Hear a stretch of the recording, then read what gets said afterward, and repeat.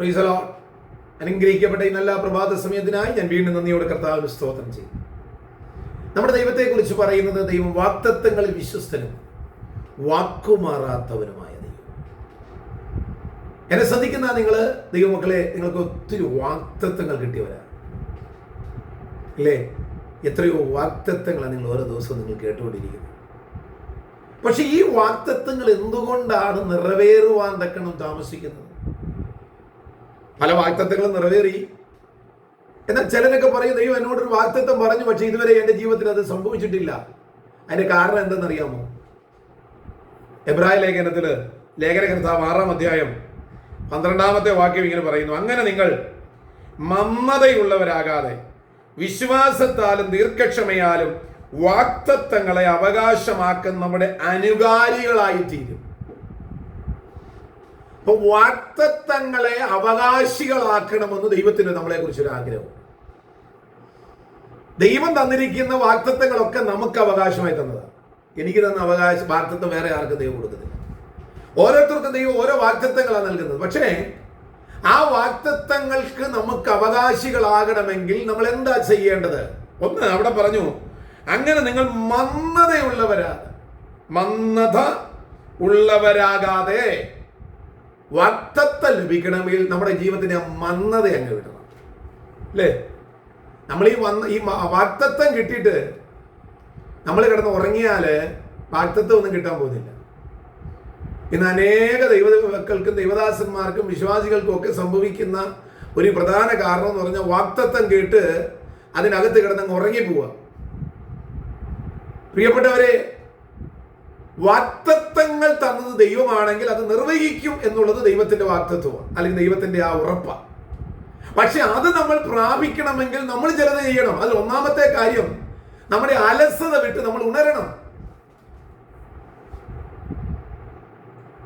ലേഖനത്തിൽ പറയുന്നത്, ഉറങ്ങുന്നവനെ നിങ്ങൾ മരിച്ചവരുടെ ഇടയിൽ നിന്ന് എഴുന്നേൽക്കുക, എന്നാൽ ക്രിസ്തു നിന്റെ മേൽ പ്രകാശിക്കും. മരിച്ചവരുടെ ഇടയിൽ കിടന്ന് ഉറങ്ങിക്കഴിഞ്ഞാൽ എങ്ങനെയാണ് ക്രിസ്തു പ്രകാശിക്കുന്നത്? നമ്മൾ ഉറക്കം വിട്ട് എഴുന്നേൽക്കണം. മന്ദത വിട്ട്, ക്ഷീണം വിട്ട്, അലസത വിട്ട് ഈ നാളുകളിൽ എഴുന്നേൽക്കണം. വാഗ്ദത്തങ്ങളുണ്ട് ധാരാളം.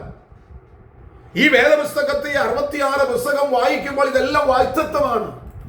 ഉൽപ്പത്തി 1 മുതൽ വെളിപ്പാട് പുസ്തകത്തിന്റെ അവസാന അധ്യായത്തിന്റെ അവസാന വാക്യം വരെ വായിക്കുമ്പോൾ അതേ വാഗ്ദത്തങ്ങളെ കൊണ്ട് ദൈവം ഇതിനെ നിറച്ചിരിക്കുന്നു. സ്തോത്രം. ഈ വാഗ്ദത്തങ്ങളൊക്കെ നമുക്ക് വേണ്ടിയുള്ളതാ. പക്ഷെ ഈ വാഗ്ദത്തം നമുക്ക് ലഭിക്കപ്പെടണമെങ്കിൽ നാം എന്താ ചെയ്യേണ്ടത്? നമ്മുടെ അലസത വിടണം. പ്രാർത്ഥനയുടെ മന്ദതയൊന്ന് വിട. എഴുന്നേറ്റിരുന്ന് രാമാരത്തിങ്കൽ നീ എഴുന്നേറ്റിരുന്ന് ഒന്ന് പ്രാർത്ഥീര്. ഉപവാസത്തിന്റെ അലസത വിടുന്ന ഉപവസീര്. ദൈവാലയത്തിൽ പോകുന്ന മടി വിട്ട് നീ ഒന്ന് ഉണര്. ദൈവത്തെ ആത്മാവിലും ശക്തിയിലും അഭിഷേകത്തിലും ശക്തിയാൽ ആരാധിക്കണം. ആദിമ സഭയോടുള്ള ബന്ധത്തിൽ പ്രതികൂലങ്ങൾ ധാരാളം ഉണ്ടായിരുന്നു. പക്ഷെ ആ പ്രതികൂലങ്ങളുടെ നടുവിൽ അവർ അലസരായില്ല. പത്രോസ്, തന്റെ കൂട്ടു സഹോദരൻ പത്രോസ് കാരാഗ്രഹത്തിൽ കിടന്നപ്പോൾ അലസന്മാരായി അവർ കിടന്നിറങ്ങിയിരുന്നെങ്കിൽ പത്രോസ് പുറത്തു വരത്തില്ലായിരുന്നു. തങ്ങളുടെ രക്തത്തിൽ നിന്ന് രക്തവും മാംസത്തിൽ നിന്ന് മാംസമായ ഒരു സഹോദരൻ ജയിലറയിൽ കിടന്നപ്പോൾ ദൈവസഭയ്ക്ക് ഉറങ്ങാൻ കഴിഞ്ഞില്ല.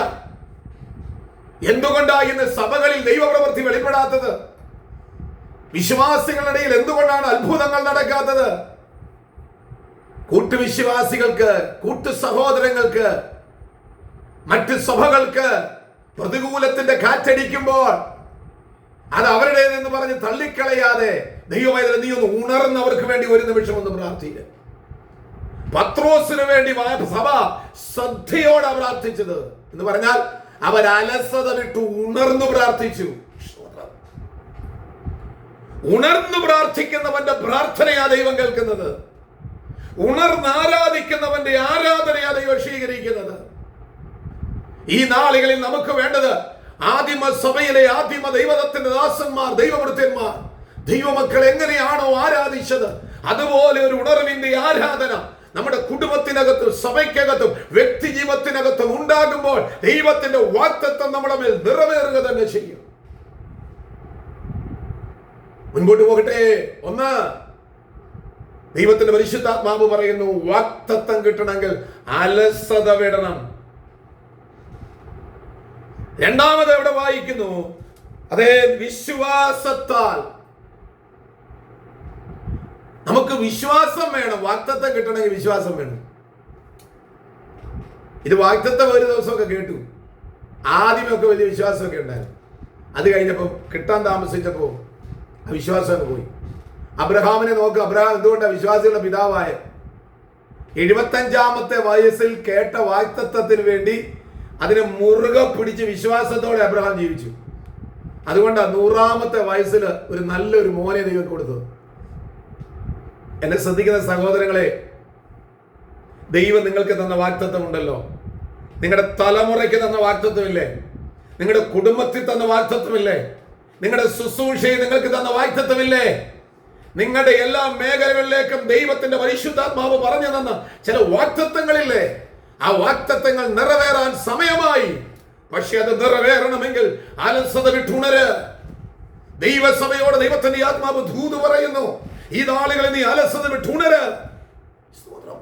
പ്രാർത്ഥനയിലും ഉപവാസത്തിലും ആരാധനയിലും നമുക്കൊരു ഉണർവുണ്ടാകണം.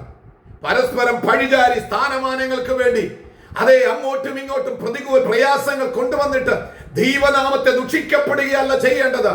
ദൈവസഭയ്ക്ക് വേണ്ടി ദൈവം തന്ന വാഗ്ദത്തങ്ങളെ നിറവേറ്റിയെടുക്കുവാൻ ദൈവത്തിന്റെ ദാസന്മാരെ, ദൈവസഭയിലെ വിശ്വാസികളെ നമുക്ക് ഒരുമിച്ചൊന്ന് ഉണർന്നോടൊന്ന് പ്രാർത്ഥിക്കാം, ഉണർന്നൊന്ന് ആരാധിക്കാം.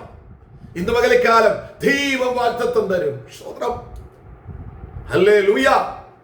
ഞാൻ അതുകൊണ്ട് ദൈവജനത്തോട് ഞാൻ ഇങ്ങനെ പറഞ്ഞു നിർത്തട്ടെ. പരിശുദ്ധാത്മാവ് നിങ്ങളെ ഉണർത്തുമ്പോൾ നിങ്ങൾ എഴുന്നേൽക്കണം, അലസത വിട്ട് ഉണരണം. ഏലിയാവിനെ തട്ടി ഉണർത്തി ആഹാരം കൊടുത്തത് വീണ്ടും കിടന്ന് ഉറങ്ങുവാനല്ല, വീണ്ടും തട്ടി ഉണർത്തിയിട്ട് ദൈവം പറയുന്നു, ഏലിയാവെ, ഇനിയും നിനക്ക് ദീർഘദൂര യാത്ര ചെയ്യുവാനുണ്ട്. ആ യാത്രകൾ ഞാൻ നിന്നോട് പറഞ്ഞ ചില വാഗ്ദത്തങ്ങൾ എനിക്ക് തന്നേ പറ്റൂ. ആകയാൽ ഈ മരുഭൂമി യാത്രയിൽ ദൈവവൈതലേ, ദൈവം നിങ്ങളോട് പറഞ്ഞ വാഗ്ദത്തങ്ങൾ ദൈവം നിറവേറ്റും. അലസത വിട്ട് വിശ്വാസത്തോടെ ഇന്ന് പകൽക്കാലം കർത്താവിന്റെ പാദപീഠത്തിൽ നിന്ന് ഇരുന്ന് നിങ്ങൾ ദൈവത്തെ ഒന്ന് ആരാധീര്. സഭകളെയും സമൂഹങ്ങളെയും നോക്കി നിങ്ങളുടെ വിശ്വാസത്തെ കെടുത്തി കളയാതെ ദൈവം നിങ്ങളുടെ മേൽ തന്ന കൃപാവരത്തെ ഒന്ന് ജ്വലിപ്പിച്ച് ഒന്ന് ആത്മാവിലൊന്ന് പാട്, ആത്മാവിലൊന്ന് ആരാധീര്. കർത്താവ് ഈ വചനങ്ങളാൽ നിങ്ങളെ സഹായിക്കട്ടെ. വിശ്വാസത്തോടെ മുന്നേറ്. വാഗ്ദത്തം ചെയ്തവൻ വിശ്വസ്തൻ. വാക്കുമാറാത്ത ദൈവം, ആ ദൈവം നിങ്ങൾക്ക് ഇന്ന് പകൽക്കാലം അനേക വാഗ്ദത്തങ്ങൾ തന്നിട്ടുണ്ട്. അത് നിറവേറ്റി തരാൻ പോവുകയാണ്. അതുകൊണ്ട് ഉണരുക. അതേ, സഭയെ ഉണരുക, വ്യക്തികളെ ഉണരുക. അരിമ മണവാളനായ കർത്താവിന്റെ വരവ് ഏറ്റവും അടുത്തിരിക്കുന്നു. ഈ നാളുകളിൽ നാം ഉണർന്നിരുന്ന് പ്രാർത്ഥിക്കണം, ഉണർന്നിരുന്ന് ആരാധിക്കണം. ഉണർന്നിരുന്നാൽ മാത്രമേ മണവാളൻ വരുമ്പോൾ നമുക്ക് മണവാളന്റെ കൂടെ ഒരുമിച്ച് കയറുവാൻ കഴിയുകയുള്ളൂ.